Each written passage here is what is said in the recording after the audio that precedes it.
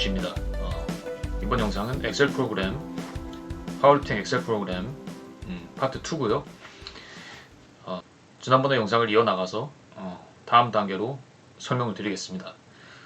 참고로 저에 대한 소개를 짧게 드리자면, 저는 제가 30대 때, 지금은 40대고 30대 때 IPF 대회를 준비하고 있었고요. IPF는 심사 기준이 매우 높은 파워리프팅 대회입니다. 가장 높은 파워리프팅 대회입니다. 스쿼트는 ATG. 앉았을 때 허벅지가 평행이 아니라 그보다 더 이하로 내려가서 허벅지의 중간 지점이 완전히 땅이랑 평행이 되었을 때,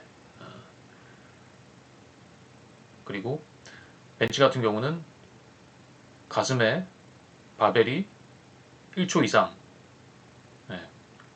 약간의 차이가 있는데 심사가 들라고 할 때까지 일단 버텨야 됩니다.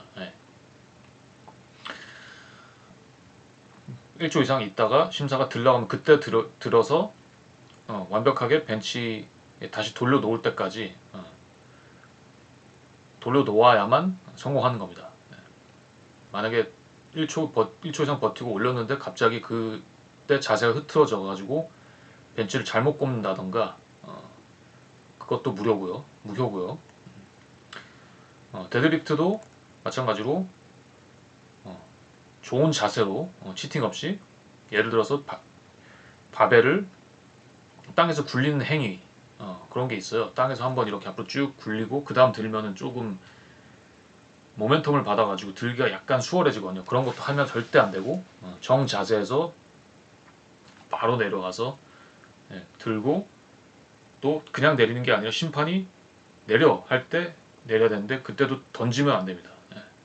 내릴 때도 몸이 같이 이렇게 해가지고 딱 내려야 되고, 그 와중에 당연히 넘어져서도 안 되고 내려놓을 때도 뭐 한 발이 들린다던가, 그런 일차의 흔들림이 없는 그 모든 조건을 맞춰내는, 그게 바로 IPF 대회입니다. 그래서 일반인 기준에는 그냥 들었으면 끝이잖아요. 그냥 뭐 스쿼트건 벤치건 그냥 들면 끝이잖아요. 일반인 기준에는 그게 3대잖아요.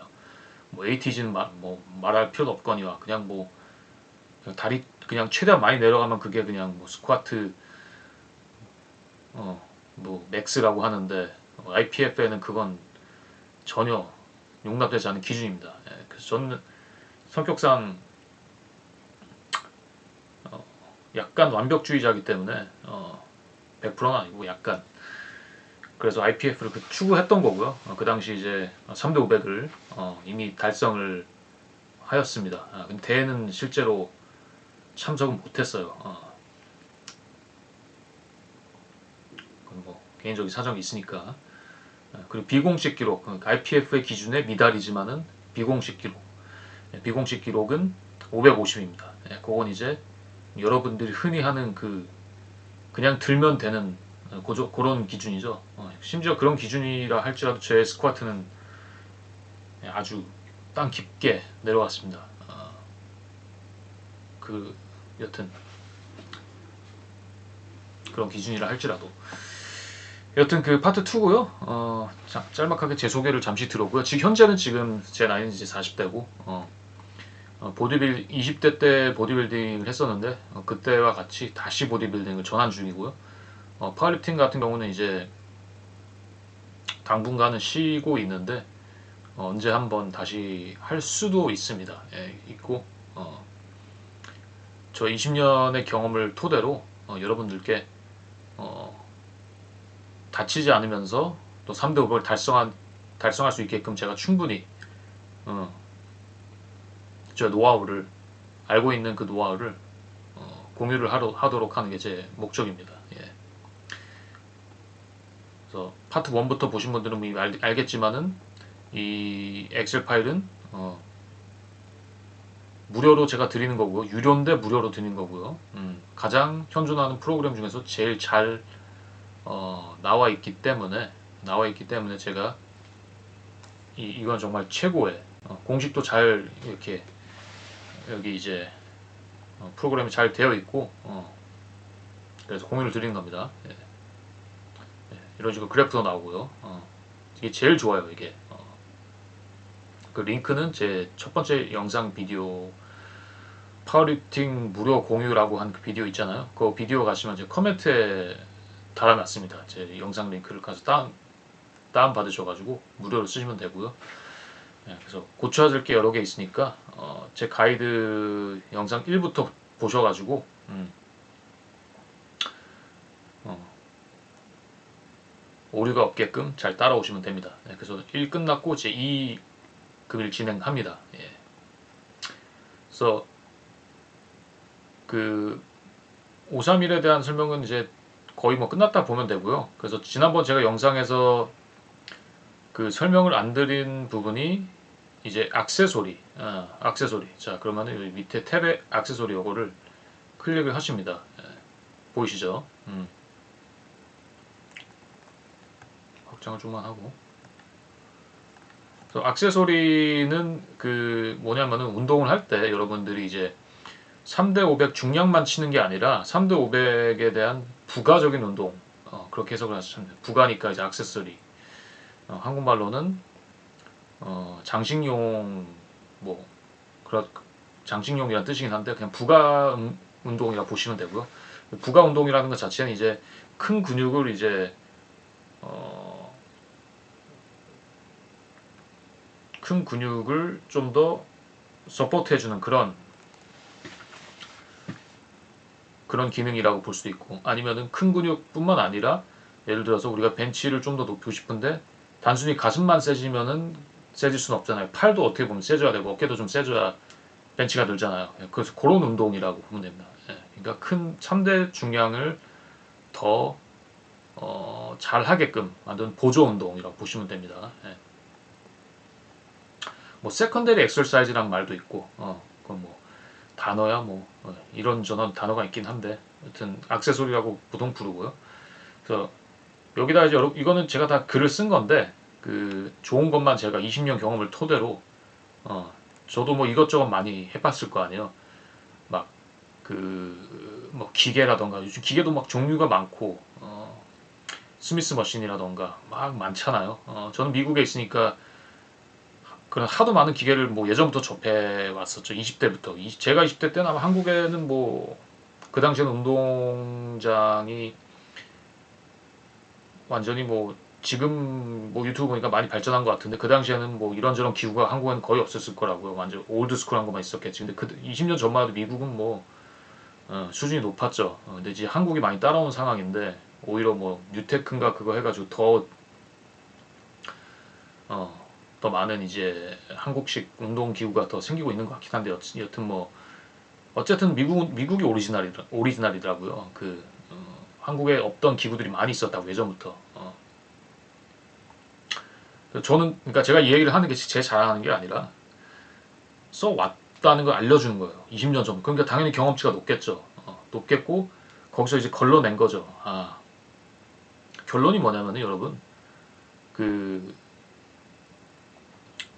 수많은 기구가 있지만은 결과론적으로 이 액세서리에는 정말 많아야 4개, 그냥 두세 개만 있어도 충분하다. 걔가 이제 써본 결과 3대 500을 도달하기 위해서 별로 많이 필요가 없었다. 필요가 없었고 그리고 그것도 기구가 막 좋은 기구를 쓴 것도 아니고 심지어 그냥 덤벨 바벨만 있으면 끝이에요. 단순하게. 그 예전부터 그걸 전 이미 알았다 이거예요. 물론 기구가 많고 뭐 좋죠 좋은 거 뭐 쓰지 말란 소리는 아니지만은 20년 전부터 써본 그 경험을 얘기 드리자면은 굳이 그렇게 기구를 건들 필요도 없다 이거예요 진짜. 한두 개 빼고는. 이거를 일단 포인트를 드리고 제가 추천을 드리겠습니다. 그래서 보시면은 이것도 옛날에 적어놓은 거예요. 지금 적은 게 아니라 요런 거, 요 노란색은 제가 지금 이제 약간 해놓은 건데, 자, 그래서 위크 1이잖아요. 위크 1에는 뭐 오버헤드 프레스, 벤치, 스쿼트, 데드가 있잖아요. 있으면은 이건 뭐 순서는 바뀌어도 돼요. 어차피 여기는 뭐 공식이 없기 때문에 그냥 노트 개념으로 보시면 되기 때문에 여러분 실수로 뭐 오버헤드를 여기다 적어도 뭐 상관없습니다.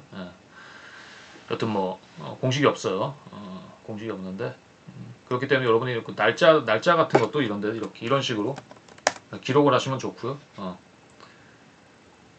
그래서 오버헤드 프레스 같은 경우는 예, 사실 이게 오버헤드 프레스가 서서 하는 운동이기 때문에 그 은근히 이게 전신이 된다고 이렇게 코어라던가 그래서 여러분들이 오버헤드 프레스 하는 날 좀 약간 나는 어깨만 쓰고 싶다 하시는 분들은 사실 뭐 벨트를 끼고 하셔도 사실 상관은 없어요. 상관없는데 어차피 그 다음 날이 벤치이기 때문에 사실 벤치나 오버헤드 프레스나 코어는 뭐 그렇게 많이 쓰이진 않잖아요. 그렇기 때문에 뭐 코어에 힘도 기르는 게 사실 벨트를 안 껴도 사실 상관없습니다. 없는데 여러분 자연데 어쨌든 뭐 오버헤드 프레스 날은 어쨌든 어깨가 주 타겟이기 때문에 이날 좀 욕심을 내도 된다 이거. 이때 이제 사레레 사이드 레터럴 레이즈죠. 사레레 한국말로. 그걸 이렇게 뭐 덤벨을 하시던 뭐 기계를 하시던 하는 거 추천드리고 여러분 편한 대로 기계가 아무래도 좀 더 수월하긴 해요. 왜냐면 여러분들 사례래 이게 물론 요즘 영상에서 막 도움도 많이 주고 하는 걸 봤는데 그걸 보고도 분명히 좀 수행하기 힘든 분들이 있을 거 아니에요. 그래서 그냥 앉아서 이렇게 올리는 거 있잖아요. 그것만 해도 이거 잘 나와요, 사실. 굳이 뭐 덤벨로 안 해도 됩니다. 굳이. 저도 옛날에 기계 많이 했어요. 그리고 옛날에 이 저 측면이 많이 컸어요. 옛날에. 제가 20대 때 그 진짜 엄청 많이 했거든요. 그냥 올리면 돼요. 별거 없어요. 오히려 덤벨로 할 때 이렇게 딴 데 흘릴 확률이 높아요. 나중에 잘하면 뭐 그렇지 않은데 그냥 이왕이면 기계로 하세요. 그러니까 잘하시는 분들은 덤벨로 하시고 초보분들은 기계로 하는 거 추천드립니다. 그 다음에 리얼 델트 저기 후면 어깨 후면 그것도 뭐 기계로 이렇게 요즘 기계 평행으로 잡고 이렇게 하는 거 있잖아요. 그게 가장 좋고요, 사실은.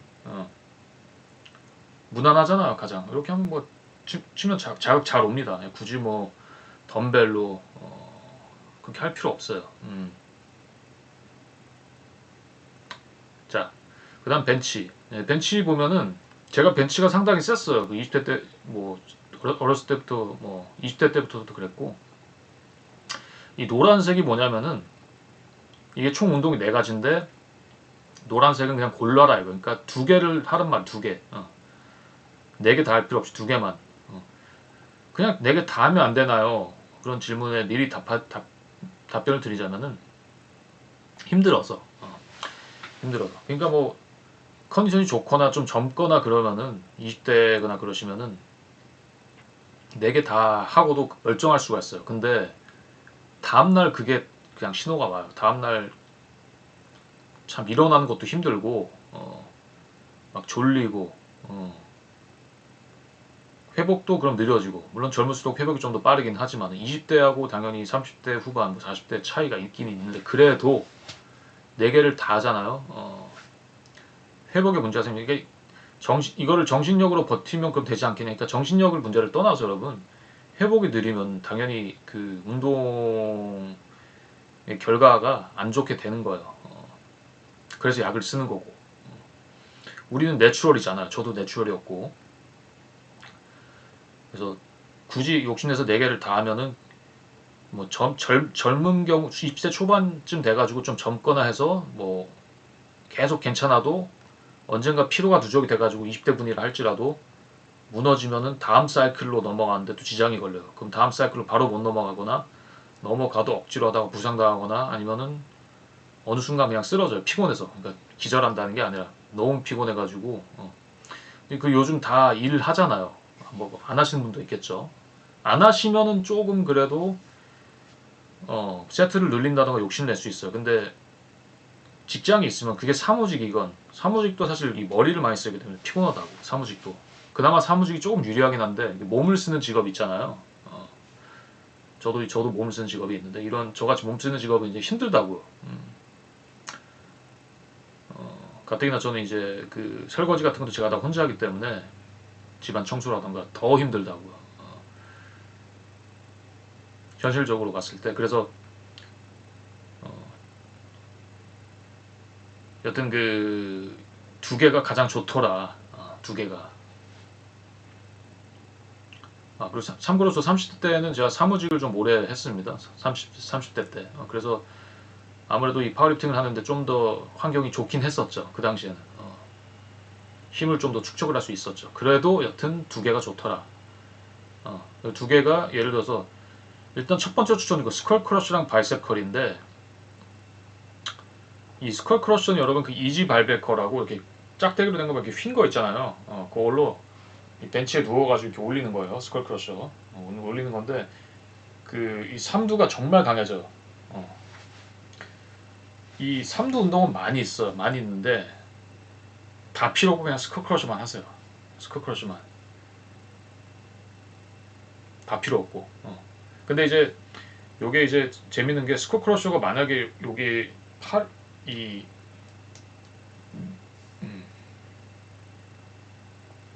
이게 뭐라 하지? 엘보우 한국말로 뭐라 하더라? 팔등인가? 여튼 요거를 고정을 시켜가지고 이 머리까지만 오잖아요. 예를 들어서 이렇게 하면은 사실 이 삼두가 자극을 엄청 많이 받아가지고 금방 세죠. 근데 제가 옛날에 그렇게 했다가 벤치는 금방 늘렸는데 문제가 뭐냐면은 이렇게 고정시킨 상태에서 이 머리로만 이마까지 마저 이렇게 했다가 힘이 진짜 금방 세졌는데 사이클 1만 딱 지나고 나서 삼두가 엄청 세졌는데 얼마 안 가서 제가 그 부상을 입었어요. 얼마 안 가서 왼쪽인 오른쪽인가 아프더라고요. 그래가지고 회복을 해야 되니까 더 크게 다치면 안 되기 때문에 결국 중단했죠. 그래서 한 달인가 쉬었던 거가 기억이 납니다. 예. 한 달 후엔 다시 회복이 돼서 다시 시작을 했는데 그만큼 또 이제 저의 파워리프팅 점진을 한 속도가 늦어진 거죠. 쓸데없이 부상을 당해가지고. 아프면 일단 부상이에요, 여러분. 아프면은 그냥 거기서 멈추고, 왜냐면 인대가 늘어난다던가 그런 게 있기 때문에, 인대가 늘어나도 뭐 조금 늘어난 거랑 많이 늘어나는 거 차이가 있잖아요. 근데 조금 늘어날 때 멈추라 이거예요. 그러니까 조금 늘어난 건 사실 뭐 엑스레이 찍어도 아무 이상 없다고 할 확률이 높아요. 왜냐하면 아주 미세하게 늘어났기 때문에. 뭐 MRI 찍으면은 그거마저도 발견할 수 있는데 뭐 MRI 매번 찍을 수는 없는 거. 보통 엑스레이로 찍잖아요. 보통 한국은 잘 모르겠지만은 여긴 MRI는 뭐 큰 돈 듭니다. 여기 미국은. 여튼 그래서 아프면은 그냥 바로 멈추는 게 좋고요. 부상에 대한 팁 드렸습니다. 아프면은 멈춰라. 그리고 쉬어라. 그게 뭐 일주일이건 하루건. 그러니까 럭키하면 운이 좋으면은 한 하루 이틀 만에 나요. 그 하루 이틀 만에 났으면 이제 그때 이제 자세 교정이라던가 좀 다른 방법으로 무게를 드는 걸 바로 이제 그런 방안을 내놔야죠. 당연히 하루 이틀만 났으면. 네, 그래서 스쿼트 크러쉬를 이렇게 하라는 거는 그래서 제가 다칠 확률이 있기 때문에 분명히 이렇게 하는 걸 하는 분들이 있을 거란 말이에요. 그래서 제가 말씀드리는 거예요. 그래서 그럼 어떻게 하냐? 그냥 원래 일반적인 그 스쿼트 크러쉬 있잖아요. 이 엘보가 좀 이렇게 딱 직각이 아니라 약간 뒤로 가게. 그러면은 바벨도 좀 머리 뒤로 가겠죠. 그래서 올릴 때 엘보를 고정시키는 게 아니라 약간 올릴 때 조금 앞으로 오면서 자연스럽게 막 굳이 막 이렇게 빼란 소리는 아니고 이렇게 자연스럽게. 그럼 엘보가 이렇게 약간의 움직이잖아요. 움직이면서 같이 오르잖아요. 그럼 엘보가 고정이 안 되기 때문에 이게 오버 스트레칭이 안 되기 때문에 그 다칠 확률이 거의 없다고 보면 돼요. 같이 움직이기 때문에. 무슨 말인지 알겠죠? 그러니까 이 고정이 됐을 때에 대한 그 스트레칭이 사실 삼두에 엄청 좋긴 하지만은 이 엘보가 너무 타이트, 너무 이렇게 너무 고정이 되어 있다 보니까 그만큼 이 마무리 잘 돼가지고 다친다 이거예요. 그래서 자연스럽게 움직임을 사라고요. 그럼 이렇게 하면 당연히 고정시킨 것보다는 좀 오버 스트레칭이 덜 돼도 여튼 이 부상에는 더 자유롭다. 그래서 그런 식으로 접근을 하셔야 됩니다. 스쿼트 크러쉬는. 그리고 당연히 그 스트레이트 바로 된 발은 쓰지 마세요. 이게 스트레이트 바면 또 이제 팔목에 안 좋아요.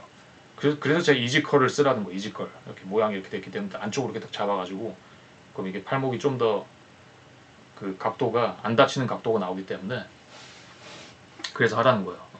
이지컬 발을 괜히 하라는 게 아니라.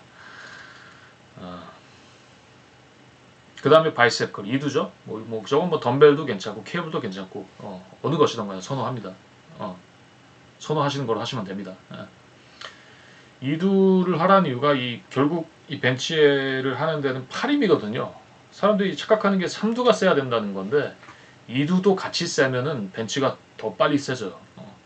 그래서 이제 이게 조심해야 되는 게 뭐냐면은 2두의 불균형, 그러니까 팔의 불균형이에요. 그래서 3두만 엄청 커지잖아요. 그러면 여러분들이 벤치도 세지다가 어느 순간에 이제 그 부상이 올 확률도 조금씩 커져요. 막 확 올라가진 않지만 그래도 그 확률이 커진단 말이에요. 왜냐하면 이 근육의 불균형은 팔뿐만 아니고 뭐 다리도 마찬가지고, 다리도 여러분들 허벅지가 이제 그 햄스트링이랑 코아드가 좀 밸런스가 맞아야지 무릎 부상을 안 당하거든요.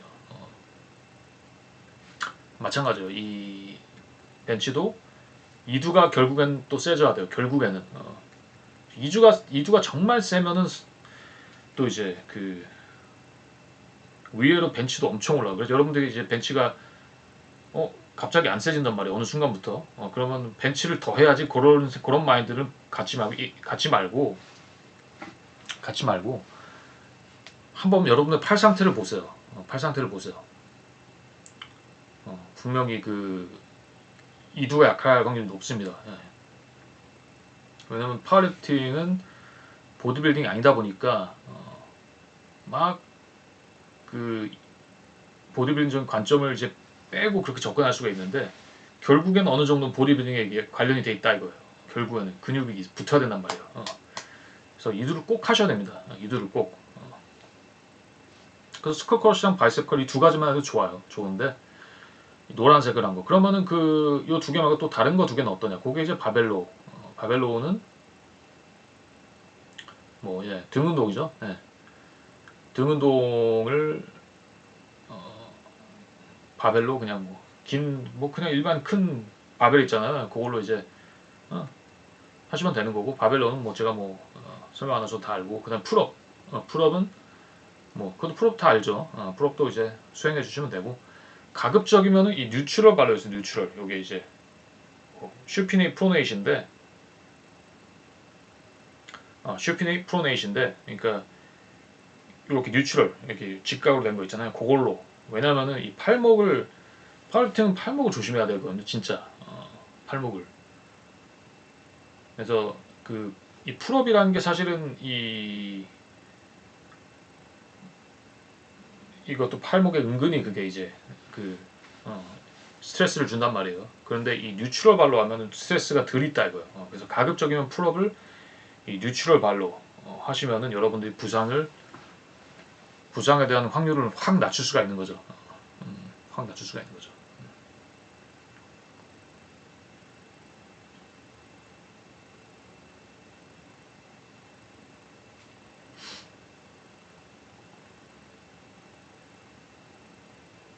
그래서 제가 좀 더 상세히 설명드리자면은 스컬 크러쉬랑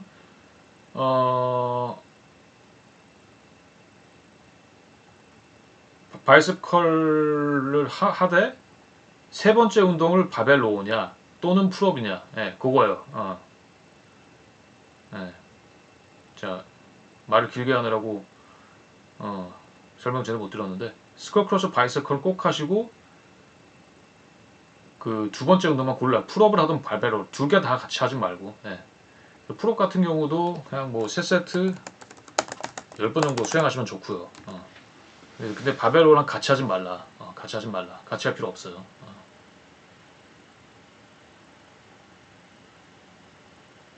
여기 보면 랩풀 다운이 없죠. 전혀 도움 안 됩니다. 랩풀 다운은 보디빌딩에는 좀 이제 등을 커지게 하는 그런 거로 쓰일 수는 있겠는데, 파워리프팅에는 여러분 랩풀 다운 제가 해봤겠죠. 했는데 도움 안 돼요. 풀업이 훨씬 좋아요. 풀업이. 자, 그 다음에 스쿼트에도 3개 있죠. 3개 있고, 스쿼트는 저는 이제 그 스티프 데드리프트가 있잖아요. 거기 이제 저 같은 경우는 저의 발 위치가 세마이 수모예요. 그래서 수모는 막 이만큼 넓게 하고, 저는 딱 중간 어깨보다는 좀 넓게 요 정도로 저 해거든요. 세마이 수모로 제가 스쿼트 할 때는.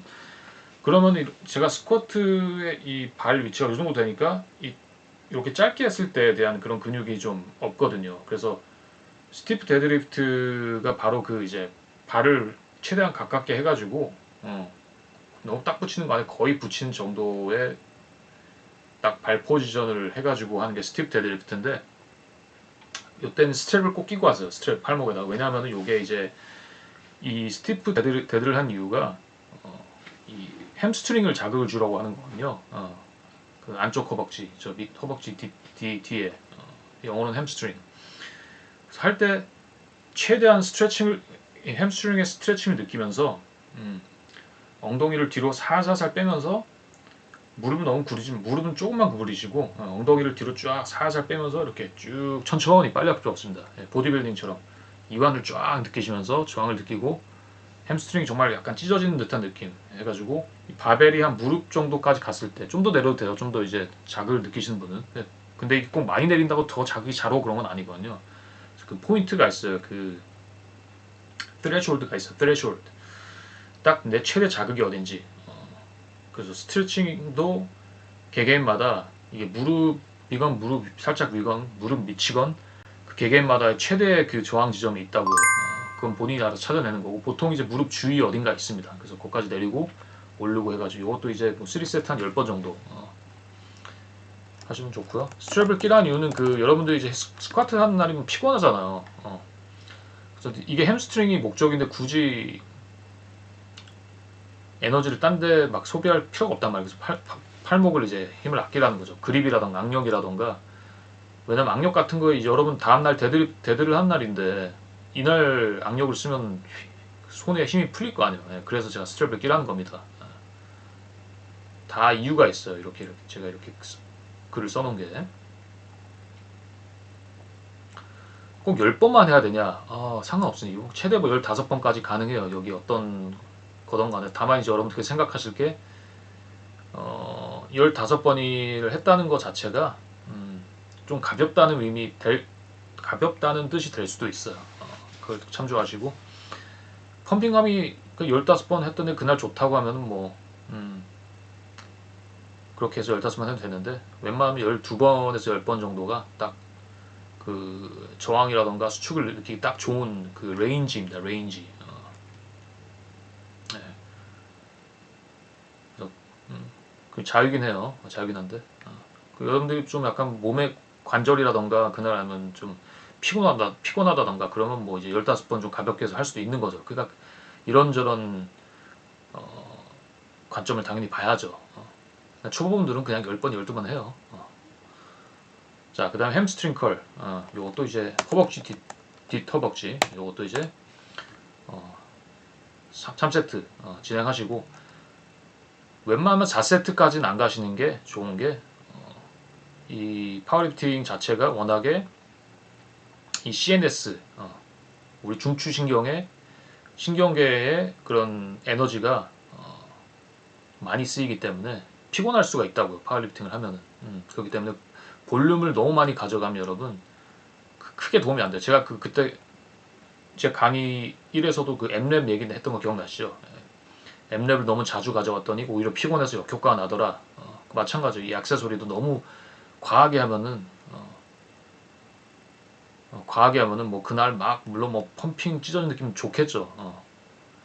근데 이제 다음날 힘이 없으면 말짱 노른묵인 거예요. 다음날 힘 없고 제대로 수행 못하면은 뭐 다음 사이클로 가는데 당연히 지장이 있는 거고, 그 막 억지로 정신력으로 버텨가 다음 사이클 무시하게 끝나면 그럼 사이클 3에 지쳐가지고 막 일주일 정도 더 쉬던가 막 일하는데 막 졸던가 그런 현상이 분명히 온다고. 제가 다 겪어봤기 때문에 하는 거야. 딱 3세트가 좋아요. 딱 3세트가. 여러분들이 뭐 보디빌딩을 해가지고 경력이 있건 말건 간에 파워리프팅은 초보일 거 아니에요. 어쨌든 여긴 파워리프팅이에요. 보디빌딩이 아니에요.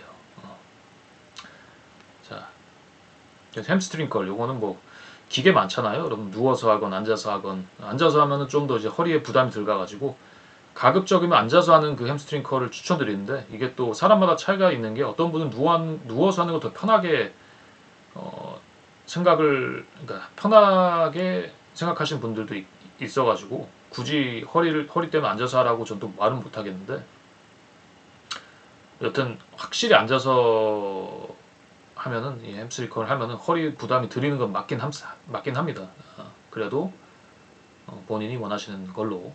그래서 벌써 이 두 개만 해도 햄스트링이 엄청나게 그 근육이 도움이 되는 거예요. 스티프 데드랑 그다음 햄스트링 컬 두 개만 해도. 그래서 여러분들이 스쿼트 했을 때는 보통 이제 코아드가 이제 많이 쓰이잖아요. 이 허벅지 위에 코아드가. 그걸 이제 그 안 쓰는 근육인 햄스트링을 바로 이 보조로 바로 잡아주는 거죠. 그래서 밸런스 있게 해주는 거죠. 그 다음에 세 번째 운동 힙 애덕션. 힙 애덕션은 그 기계로 하시면 되고요. 기계로 이렇게 조이는 거 있잖아요. 이렇게 다리로 이렇게 조여가지고. 그래서 무겁게 할 필요는 없어요. 힙 애덕션 같은 경우는 진짜 욕심내면 막 무겁게 하는데 저는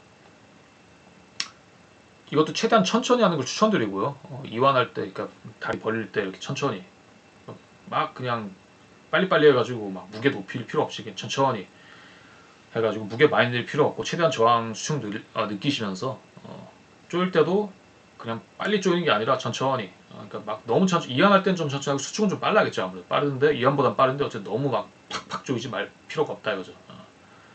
만약에 팍 조일 거면은 마지막에 스태틱 홀드라고 그 테크닉인데 그냥 딱 조인 상태에서 1초 정도 버티면 됩니다. 예. 그렇게 하셔도 돼요. 되는데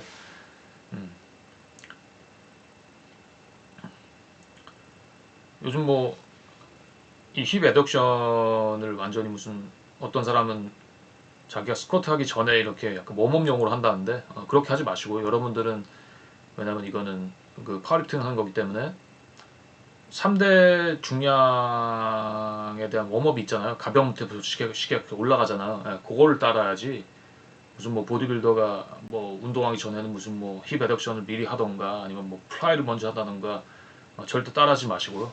저 해봤겠죠. 당연히 저도 해봤는데 그런 식으로 옛날에 10여 년 전에 오히려 에너지가 더 뺏기고 그날 우리가 무겁게 들어야 되는데 괜히 그런 거 했다가 힘이 오히려 더 빠질 수가 있어요. 수행하는데 이게 또 펌핑감이 좋아가지고 그래도 하니까 펌핑이 오히려 좋네 해서 해야 되는 게 아닌가 싶을 수도 있는데 제가 결과를 얘기 드리자면은 괜히 그런 거 했다가 펌핑만 쫓다가 결국에는 그날 뭐 예를 들어서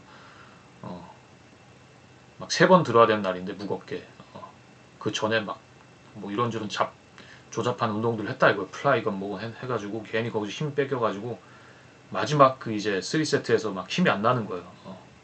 그럼 이제 괜히 그걸 했었네. 원래 하던 대로 그 무게만 늘리면 될 거를 천천히 그런 생각이 든다고. 그러니까 프로그램은 그냥 프로그램대로 따르세요, 여러분.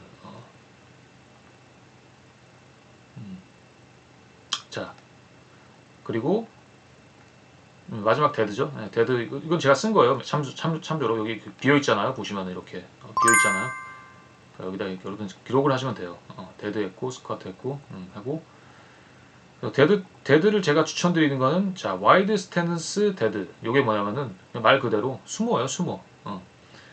다리를 최대한 이제 벌리라고요. 거의 막 딱 벌렸을 때 그 바벨 끝변이 이렇게 플레이트가 껴 있잖아요. 거기까지 거의 그 정도까지 발이 타게. 근데 이게 또 수모가 또 이제 키가 큰 사람, 작은 사람, 뭐 다리가 긴 사람, 짧은 사람이기 때문에 꼭 옆에 있는 바벨 플레이트 달 필요는 없어요. 사실은 달 필요는 없는데 최대한 벌리라 이거예요. 그러니까 여기 어깨면은 요 정도가 세마이고 이거 이상 가면 한 요 정도 가면 그게 이제 수모예요.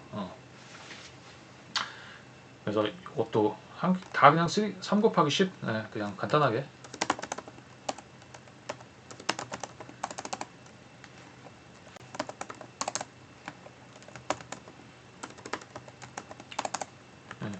그래서 여러분들이 그 수모 데드를 하지 않는 이상 이 수모 데드는 이제 여기 액세서리로 하라 이거죠. 그럼 수모 하시는 분은 뭘로 액세서리 하나요? 당연히 좁은 걸로 하겠죠. 당연히 컨벤셔널 데드를 이제 액세서리로 가져가겠죠. 당연한 겁니다. 그럼 수모면 컨벤이면 수모 이렇게 하면 돼요. 그래서 내가 약한 그 근육을 보완시킨다는 거로 생각하면 돼요. 수모를 했을 시에는 이제 둥근이 많이 써요. 둥근이 엉덩이랑 허벅지 안쪽에 이제 많이 잡히거든요. 그래서 그렇게 보완하시면 되고 저는 그 아까 말씀드린 스쿼트는 세마이 스모로 한다 했잖아요. 데드도 마찬가지. 저는 세마이 스모가 저한테는 맞기 때문에 세마이 스모로 합니다. 그래서 저 같은 경우는 오히려 컨벤이 없어요. 컨벤 데드가. 제가 또 허리가 조금 긴 편이고 해가지고 오히려 컨벤이 저한테 불편해요. 저한테는 오히려. 그래서 세마이 수모 딱 두 개. 부상 관점에서 마찬가지로 사람의 체형상 저는 그 컨벤을 했을 때 저는 이제 부상을 당할 확률이 좀 높은 거죠. 그 체형에 대한 부상 방지의 관점으로 생각을 해라. 체형에 관련된 자기 체형을 생각을 하고 항상 그런 것도 생각을 하셔야 되고요. 그 다음에 이제 두 번째 운동은 프론트냐 아니면은 저 쿼드냐, 프론트냐 쿼드냐. 죄송합니다. 수모 데드를 한 다음에 그 다음에 두 번째는 랩풀 다운. 네, 랩풀 다운 제가 아까 쓸모 없다고 했잖아요. 여기서 이제 하는 거예요. 랩풀 다운 데드 할 때, 데드 할 때. 왜냐면 여러분들이 데드를 하면 사실 등 운동이 정말 이 데드가 되게 막 무시나 이렇게 등 키우는데 데드하라고 하는 사람 사실 별로 없잖아요. 사실 데드를 여러분 하면은 그날 등에 자극이 엄청 많이 와요. 데드가 사실 등 운동 좋긴 합니다. 데드가 사실은. 그렇기 때문에 여러분들이 데드를 하고 나서 뭐 바벨로를 한다던가 풀업을 하면은 뭐 컨디션 좋으면 그날 다 수행할 수 있을 수 있는데 다음날 진짜 막 그냥 쓰러져요. 진짜. 제가 체력이 엄청 좋아요. 진짜 막 체력이 엄청 그냥 제 DNA가 그냥 체력이 진짜 좋은 체질인데 그럼에도 불구하고 옛날에 막 제가 막 동물이란 소리 들었습니다. 하도 막 체력이 좋다 보니까 진짜로 막 중고등학교도 이제 한국에서 중고등학교 때 이제 막 친구들이 저한테 막 동물이라고 했습니다. 워낙에 체력이 막 축구도 옛날 많이 했거든요. 지치질 않고 하니까 그런 별명이 있었어요. 옛날에.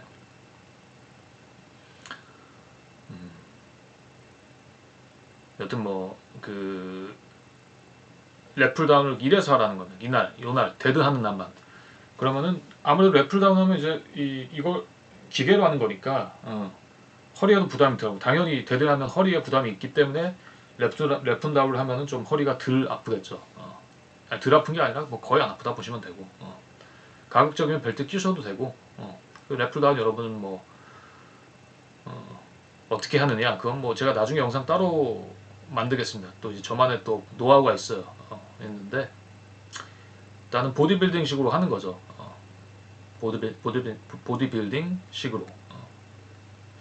하지만 여러분들이 이 하나 아셔야 될 점이 이 파워리프팅을 시작을 한단 말이에요. 저는 그 보디빌딩 하다가 파워리프팅 물론 했긴 했지만 파워리프팅을 하잖아요. 하면 어느 순간부터 여러분 이 모든 운동이 약간의 파워리프팅 기술이 들어가게 돼 있어요. 그냥 위도를 했던 안 했던 간에 이게 무의식적으로. 그래서 여러분들이 이렇게 랩풀다운을 할 때는 보디빌딩 할 때 막 이 등에 막 바이머슬 커넥션을 느끼면서 뭐 이렇게 막 천천히 가면서 막 근육을 느끼고 최대한 수축하고 뭐 유연할 때 막 천천히 오르고 뭐 이런 거 있잖아요. 근육 느끼고 하는 거. 근데 파워리프팅 하는 순간에 하면은 그 순간부터는 이것조차도 파워리프팅 기술이 막 본의 아니게 들어간단 말이야. 막 코어도 막 쓰게 되고 그래서 팍 스피드도 빠르고 그럼 이게 운동이 되느냐?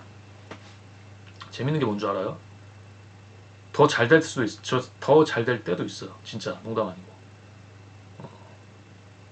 여러분들 습관적으로 막 랩풀다운 하는데 막 빨리 가. 그리고 왜냐면 스피드가 중요하잖아요. 파워리프팅에는. 그러니까 팍 하면서 진짜 막 스피드가 빠른데 펌핑이 장난 아니다 이거예요.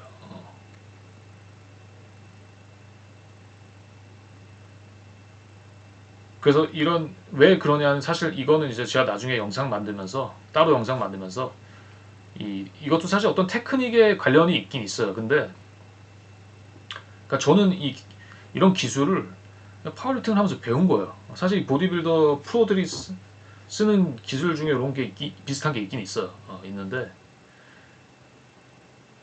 빨리 하면 날린다 생각하거든요. 안 날리고 오히려 그게 먹힌단 말이에요. 이게 약간 상급자 사실 이게 상급자인데 그런 기술을 그냥 우연하게 배운 거예요 사실은 이 파워리프팅 하다가. 그래서 물론 저는 보디빌딩을 식으로 하라는 걸 추천드리긴 하지만 그래도 그런 무의식적으로 그런 기술이 나올 수 있다. 근데 상관은 없습니다 여러분. 상관없어요. 그러니까 무의식적으로 막 그냥 빨리 하다가 좀 무게 팍팍 늘리고 해도 여러분들이 그날 막 그 등에 막 찢어지는 막 느낌이 딱 들고 하면은 근육도 잘 늘 수 있고 그러니까 무의식적으로 나는 내 파워리프팅 기술이 나왔다. 걱정하지 마세요. 근육 잘 자랍니다. 정말 운동을 못한 초보자가 한 게 아니라 아마 한 운동을 그래도 1, 2년 한 사람이 파워리프팅을 처음 했을 때 뭐 그런 현상이 나온다면은 저는 잘했다고 말씀드리고 싶어요. 자, 그래서 수모 데드랑 그다음 랩풀다운 꼭 하시고 그러면은 수모랑 랩풀다운 하고 나서 세 번째 운동은 이제 아까 말씀드린 세 번째 노란색에서 테카라 했잖아요. 그게 뭐냐면 프론트 스쿼트이랑 쿼드 컬이 있는데 프론트 스쿼트이 사실은 저는 그 최고라고 생각합니다. 뭐의 최고냐? 쿼드 허벅지, 윗 허벅지. 프론트 스쿼트이 사실은 많이들 안 하죠. 왜냐면 다들 그냥 바벨을 그냥 등에다 대가지고 하잖아요. 프론트 스쿼트 웬만하면 안 하잖아요. 이렇게 어깨 이렇게 들고 하고 막 하기 때문에 불편한 것도 있고. 근데 여러분 프론트 스쿼트 하면 이 허벅지 진짜 펌핑이 장난 아니게 옵니다. 이건 해야 되는 거예요.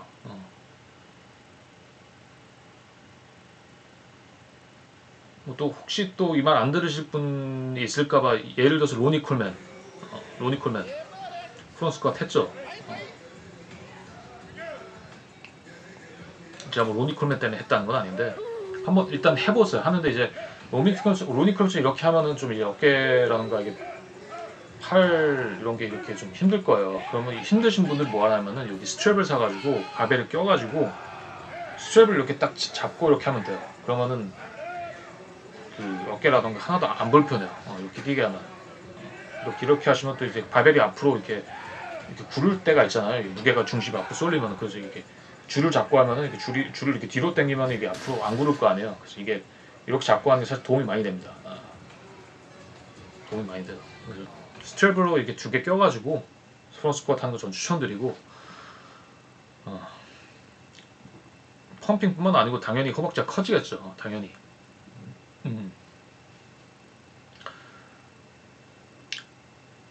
그래서 제가 엄청난 꿀팁을 드리는데 여러분들이 예를 들어서 그냥 보디빌딩 하시는 분이면은 허벅지만 키우고 싶은 분 당연히 있을 거 아니에요.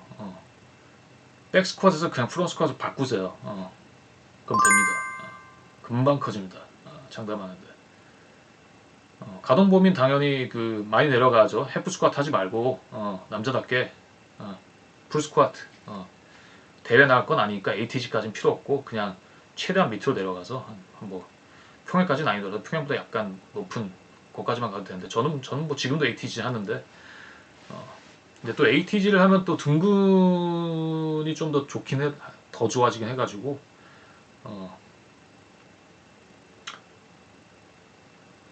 굳이 ATG를 할 필요는 없고 근데 여튼 허벅지가 타겟이기 때문에 ATG는 꼭 안 해도 된다. 그리고 아무래도 이제 고반복이죠. 10번 하면 고반복이기 때문에 여러분들이 이걸 천천히 할 생각을 하지 마세요. 빨리 해야 돼, 빨리. 이것도 팁이에요. 프론트 스쿼트 할 때 10번 막 천천히 자극 내면서 하면 여러분들 그럼 더 뭐 허벅지라던가 햄스트링에 제가 이거 지금 쿼드를 지금 조지려고 하는 건데 여러분들이 이걸 또 굳이 이걸 프론트 스쿼트 하는데 막 햄스트링 자극 주려고 천천히 내려가는 분 분명 있을 거라고. 그건 스쿼트 할 때만 그렇게 하세요. 빨리 해야 돼요, 빨리.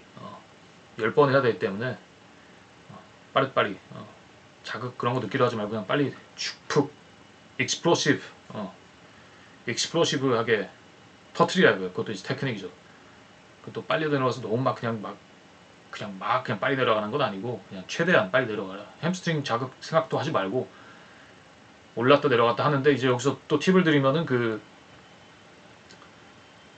이 무릎이 락아웃을 할 필요가 없다. 그래서 이게 올랐다 내려갔다 하잖아요. 그럼 무릎을 피고 막 서야 돼. 그러지 마요. 그럼 또 무릎 피고 쉬잖아요. 쉬고 그리고 내릴 거야. 그러라는 게 아니라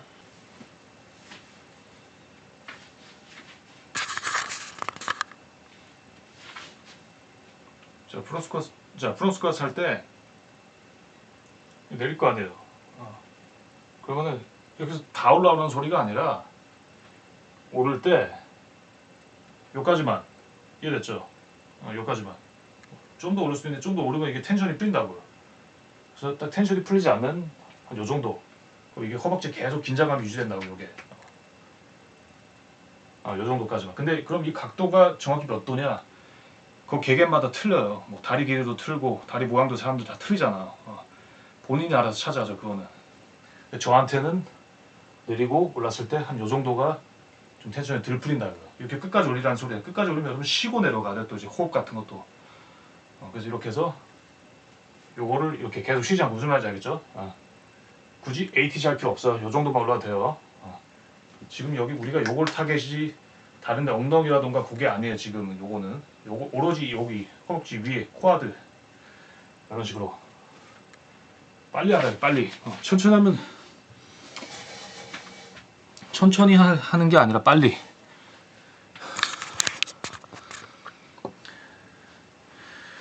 그리고 여러분 천천히 할 수도 없어요. 저거 힘 다 빠져요. 한 5번만 하면 어떻게 이걸 천천히 해요. 말도 안 되는 거. 빨리 하는 겁니다. 그리고 꿀팁 풀었습니다. 이거 보디빌딩에도 이렇게 하면 좋다는 거. 그래서 프론트 스쿼트를 안 할 거면 이제 쿼드 컬을 하라 이거죠. 이제 앉아서 이렇게 다리 올리는 거 있잖아요. 그 기계 그걸로 해도 되고. 요건 이제 아무래도 쿼드 컬은 기계로 하니까 좀 쉽잖아요. 쉬워서 여러분들이 그 쿼드 컬을 프론트 스쿼트보다 언제 하느냐는 초이스인데 아무래도 프론트 스쿼트는 여튼 스쿼트니까 허리라던가 이렇게 부담이 되잖아요. 그래서 그날 좀 피곤하거나 나는 좀 데드가 빡세가지고 예를 들어서 데드가 세 번째 주가 제일 빡세잖아요. 예를 들어서 그때는 이제 데드에 워낙에 그 힘을 많이 썼기 때문에 허리를 생각해서라도 쿼드 컬로 그때 이제 쓰면 된다 이거죠. 예를 들어서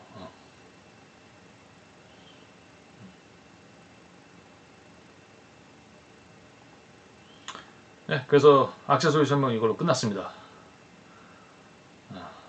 끝났어요. 여기 있는 운동들 제가 정말 저 경험상 제일 좋은 걸로 이렇게 해드렸습니다. 네.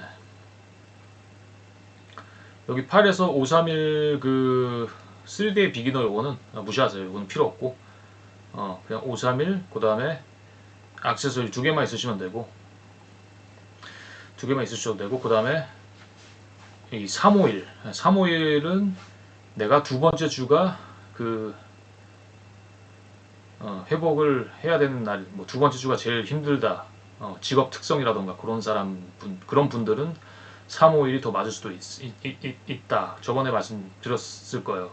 근데 그래도 제가 추천드리는 건 531이다. 왜냐면은 이 피라미드처럼 항상 가장 밑에는 근육, 좀 더 횟수가 많은 운동으로 근육을 늘리면서 이렇게 올라가가지고 마지막에 이제 그 힘, 스트렝스 위주로 가는 거지. 이 중간이 볼록하고 밑이 조금 이렇게 짧은 거는 저한테는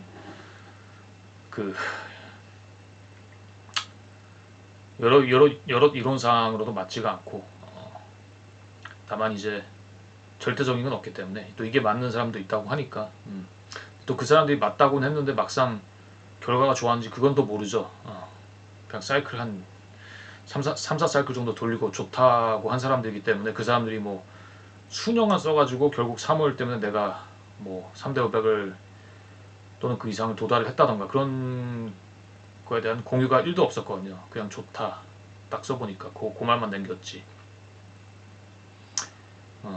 그래서 그런 소수의 의견 그런 샘플들이 좀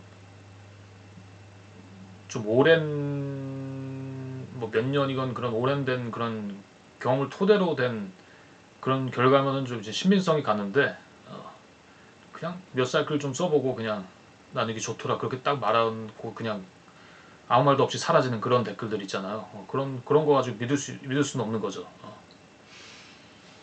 이론상으로는 그냥 첫 번째 주에서 좀 빡세게 해야 돼요. 그 근육을 키워야 돼요. 고반복으로 해가지고.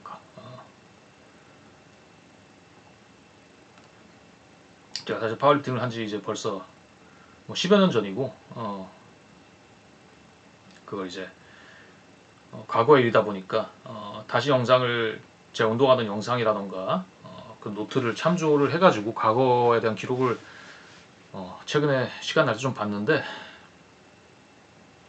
이제 약간 강의 넘버원에서 약간의 말실수가 있었던 게 뭐냐면은 제가 이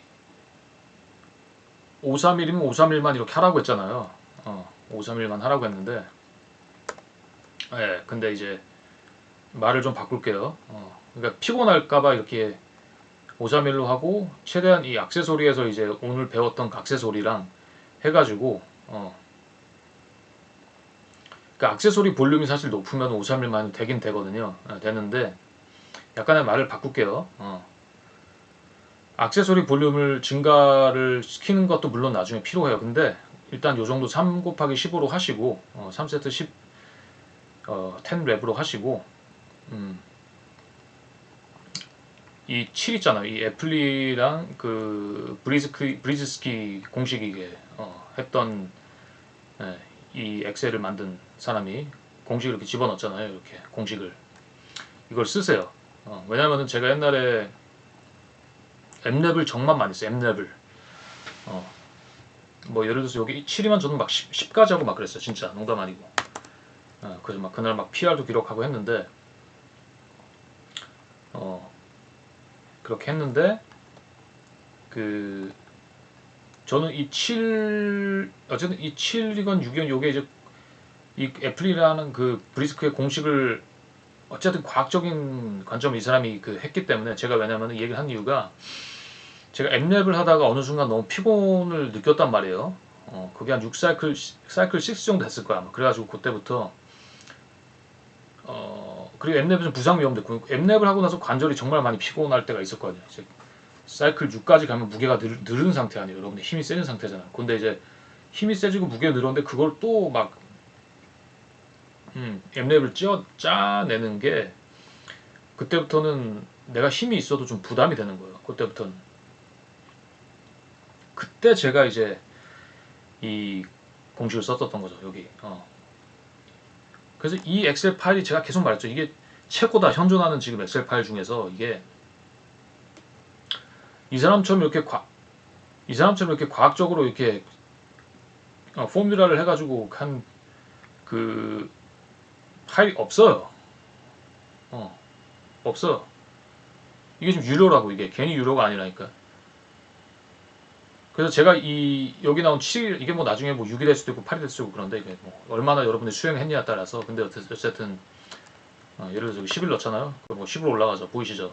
그러니까 이게 다 상대적으로 계산돼 돼 있는 건데 제가 사이클 6 정도 지나가서 그냥 7하고 뭐 나오는 숫자대로 했단 말이에요. 왜냐면 엠랩이 너무 이제 그 부상의 위험도 있고 이제 힘이 너무 많이 들다 보니까 제가 물론 일도 하고 하기 때문에 뭐 일하는데도 지장이 생기고 일 안 해도 사실 뭐 안 하는 상태고 뭐 만약에 결혼해가지고 밥도 누가 막 다 해주고 그런다 할지라도 엠랩은 그래도 부담되는 상황이었단 말이에요.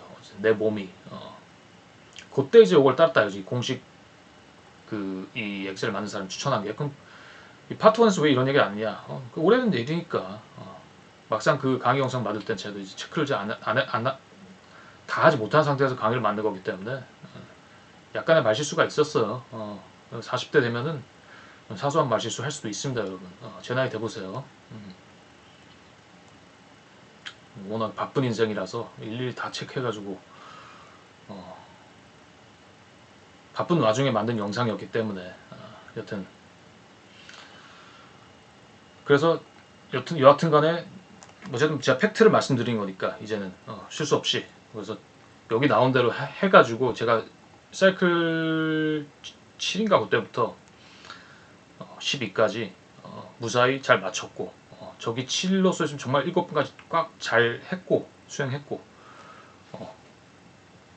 사이클 높아질수록 힘이 세지니까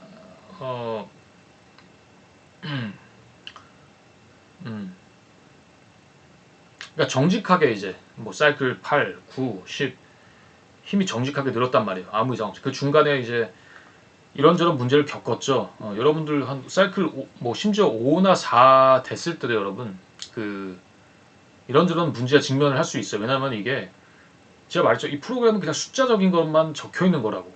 물론 이게 현존하는 최고의 그 파일이긴 하지만은 어쨌든 숫자라고. 숫자. 사람 몸이 아니잖아요. 얘는 그냥 숫자잖아요. 뭐 예를 들어 축구도 마찬가지. 여러분들이 그 숫자 가지고만 축구를 해가지고 축구를 잘하는 거 아니잖아요. 이 코치가 그 잘 수행을 하게끔 이제 지도도 해야 되고 팀워크도 맞아야 되고 사람 간에 그런 게 있는 거잖아요. 마찬가지예요. 여기도 숫자만 가지고 이게 무게가 느는 게 무게가 느는 게 100%는 아니다 이거예요. 이것도 결국에는 어떤 나에 대한 몸에 대한 이해도 해야 되고. 그래서 어느 순간 이게 여러분들이 사이클 한 4 정도 됐을 때, 뭐 심지어 3, 초보자들은 3, 좀 약간 보디빌딩 좀 오래 했고 그런 분들은 뭐 4나 5 언젠가 막힐 거라고요. 그럼 뭐 생각이 많아지겠죠. 그때부터 내가 영양적인 문제가 있었나, 잠을 좀 덜 잤나. 보디빌딩 하는 뭐 그런 쪽으로 생각 많이 하죠. 아무래도 칼로리 되게 신경 많이 쓰니까 그분들은 막 그런 쪽으로 생각 많이 해요. 근데 이제 더 나아가서 그때 이제 막 자세가 이제 또 이제 문제가 된다. 내가 특히 보디빌딩 하시는 분이 데드를 물론 뭐 자세는 잘 배웠다고 생각하지만 말씀드렸듯이 파워리프팅 할 때의 데드는 좀 다르다고. 그 자세가 있다고요. 그래서 자세에 대한 문제를 고민하게 되고 그럼 자세 좀 바꿔야겠다. 그리고 심지어 자세에 대해서 잘 배웠는데 불구하고 좀 수행이 안 된다 싶으면은 뭐 이런 세마이 스탠스가 난 요 정도인데 조금 더 가는 게 더 나한테 더 낫나, 아니면 약간만 더 좁혀볼까, 막 그런 것까지 막 계산한다고. 그럼 이제 바벨에 이게 링 같은 게 있잖아요. 이렇게 마크가 있잖아요. 이게 바벨 보면은 그래서 그 마크에서 약간 좀 더 벌릴까, 좀 더 안 해도 막 그런 거 그계산한다고. 근데 계산해야 돼요. 그 약간의 차이가 또 무게를 팍 늘릴 수가 있다고. 그러니까 하면서 배우는 거야. 하면서 그게 근데 그거를 이제 막 사이클 3나 4 정도 됐을 때 그걸 그때 깨닫는 거예요. 왜냐면 그때까지 막 무게도 막 팍팍 늘기 때문에 내가 일단 잘하고 있다고는 생각한다고. 근데 위심을 이제 계속 조금은 하면서 이제 진행을 하라 이거죠. 그럼 그 위심을 했기 때문에 여러분들이 4층 됐을 때 뭐 무게가 더 이상 안 늘다던가 하면은 그때 이제 내 위심하길 잘했구나 하면서 이제 내가 고쳐야 되는 거를 이제 그런 마인드셋을 가지고 고쳐 나가는 거죠. 그때 가서.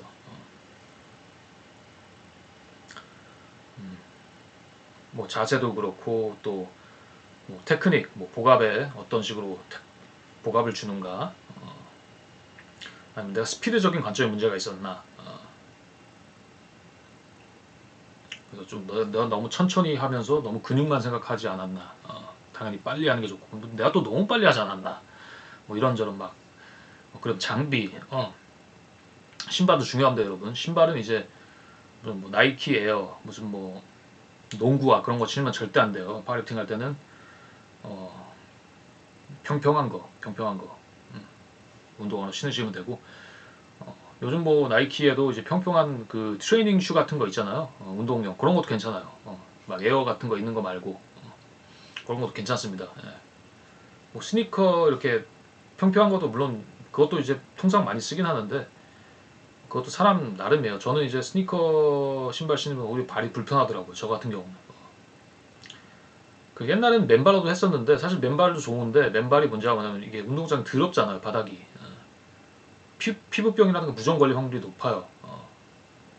그래서 집에 가면은 집 들어가기 전에 발을 싹 씻고 들어가야 되는데 얼마나 불편해. 매번 그렇게 하기가. 안 그러면 그 병 다 옮깁니다. 집에다가. 운동장에서 막 맨발로 걷고 다니던 그 상태로 그 집에 가잖아요. 다 얼마 집에 있는 사람들 다 피부병 걸려. 그 여러분들이 그 막 더러운 발로 들어가면. 가급적 신발은 신으시고 그래서 그런 신발 많다고요. 나 벨트가 좀 너무 싸구려 벨트를 끼고 있었나, 뭐 SBD 벨트 끼면. 근데 SBD는 사실 상급자용이라서 여러분들 그 정말 무거운 거 들기 전까지는 그냥 일반 벨트도 괜찮아요. 굳이 SBD 안 껴도 돼요. 굳이 막 이런저런 생각을 많이 하게 되고, 그게 이제 사이클 한 4부터는 그게 그런 문제가 생길 수가 있다 이거예요. 꼭은 아닙니다. 뭐 내가 뭐 사이클 6라 해가지고 나랑 같은 시기에 꼭 생긴다는 것도 그렇게 말을 할 수는 없는 거죠. 없는 거죠.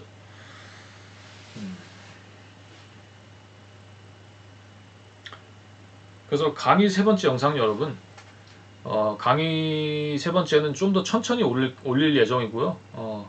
제 계획은 이래요. 여러분들께서 일단 이거를 사이클 3까지 확실히 끝내는 그런 그 시점, 즉 3개월 후죠.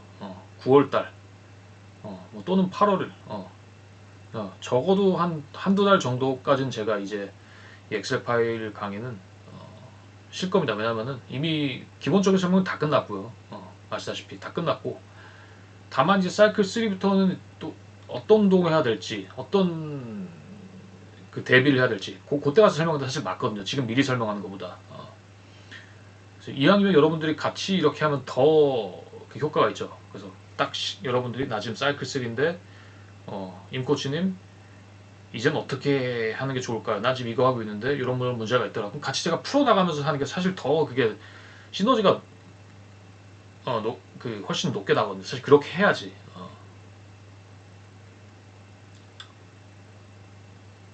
딱 타이밍 둘이 맞춰가지고 하는 게 좋은데.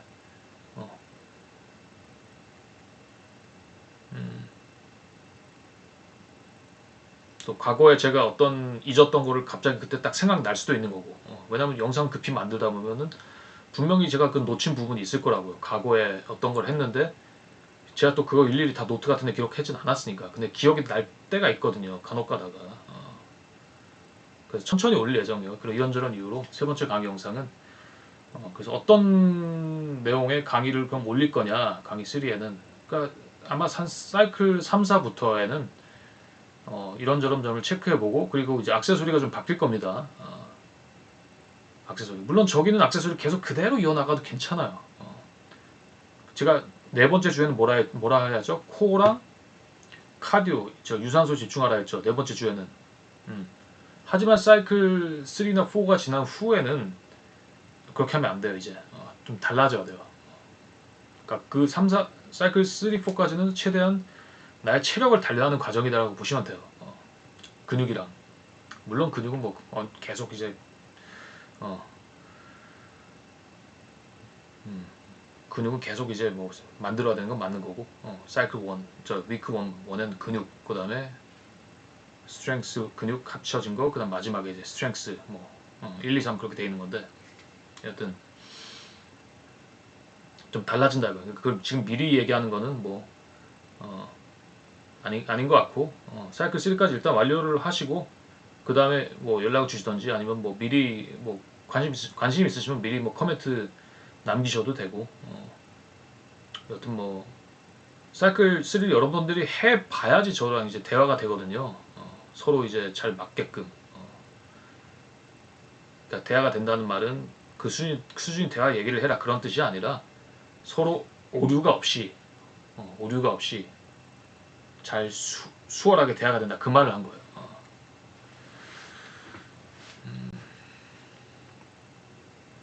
그래서 그때까지는 제가 이제 쇼츠나 아니면은 다른 영상, 운동을 어떻게 하는지 자세라던가 그런 기본적인 파워리프팅에 필요한 그런 영상들로 올려보겠습니다. 예. 다 배워야 되는 거니까 그것들도.